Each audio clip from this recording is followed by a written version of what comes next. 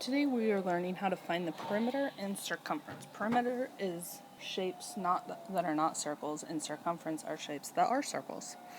So, perimeter is the distance around a geometric figure like a triangle or a rectangle, whereas circumference is the distance around a circle. Okay? Don't ask me why they call them different things. Pi is the ratio of circumference to diameter in a circle, approximately 3.14 or 22/7. What's most important about pi is the 3.14. That part is the best. Not the best. I was thinking dinner or something. Anyways, so that's what you need to remember about pi is 3.14 specifically. So let's look at the perimeter of the polygon. This polygon is a triangle. There are 3 sides, so you should have 3 numbers you're adding up. And you just take the outside numbers. 25 plus 25 plus 15. 25 plus 25 is 50, plus 15 is 65. So the perimeter is 65 centimeters of that triangle. Now we need to find the perimeter of the rectangle. There are 2 ways to do this. The first way is if the right side's 14, the left side's going to be 14, and if the bottom's 18, the top's going to be 18, right? So we can either say 14 plus 14 plus 18 plus 18, or we can use the formula you may have learned last year or the year before, 2L, or 2 times the length, plus 2W, or 2 times the width. So the length, we would put in 18 for L, and we would put in 14 for width. Now we would do 2 times 18 and get 36, and 2 times 14 and get 28, and then we would add those together and get 64. So the perimeter of the rectangle is 64. If you add these 4 numbers up here, you will also get 64. Okay? So it doesn't matter which way you do that. You can use the formula, or you can use just adding the 4 sides up, and you would get the same answer if you do the math right. Find the circumference of each circle to the nearest tenth. Use 3.14 for pi. The formula for circumference is pi times diameter. Okay? So, the diameter is the distance across the circle. Diameter. Distance across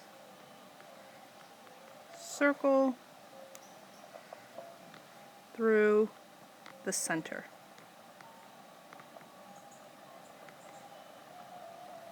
So, in this case, 12 is the diameter because it's the distance across through the center. So we're going to substitute 3.14 in for pi and multiply by the diameter. When we do that, we get 37.68. Now, the directions say round to the nearest tenth, so that 8 is going to make the 6 a 7, so it's 37.7 inches.